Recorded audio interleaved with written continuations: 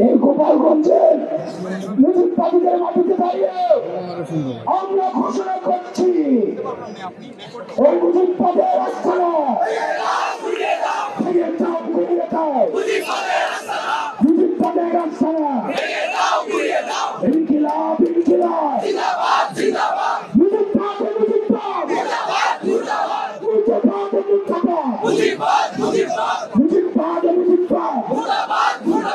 ইনকিলাব, ইনকিলাব, কোথায় কোথায় বাংলা ছাড়, এই দেশ সমাবেশ, ইনকিলাব, ইনকিলাব, মুজিববাদ, মুজিববাদ, এনসিপি, এনসিপি।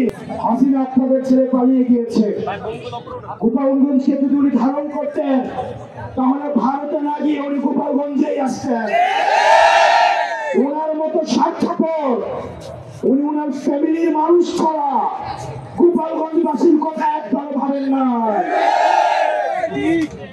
প্রিয় গোপালগঞ্জবাসী, গোপালগঞ্জ বাংলাদেশের হয়ে উঠতে পারে নাই, আপনারা বাংলাদেশের হয়ে উঠুন। আওয়ামী লীগ পরিকল্পিত ভাবে গোপালগঞ্জকে বাংলাদেশ থেকে বিচ্ছিন্ন করেছে, ভবিষ্যৎ প্রজন্ম ভবিষ্যৎকে সংকটে ফেলেছে।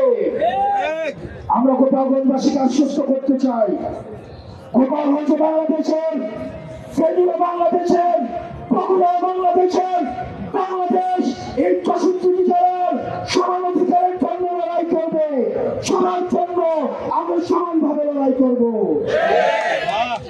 প্রিয় গোপালগঞ্জবাসী, আমরা আপনাদেরকে আহ্বান জানাবো, আপনাদেরকে আমরা জালিমের শাসন থেকে মুক্ত করেছি। আমরা ইনসাফের বাংলাদেশ করার জন্য আপনাদেরকে সাথে নিয়ে আমরা একসাথে ইনসাফের বাংলাদেশ গঠন করবো।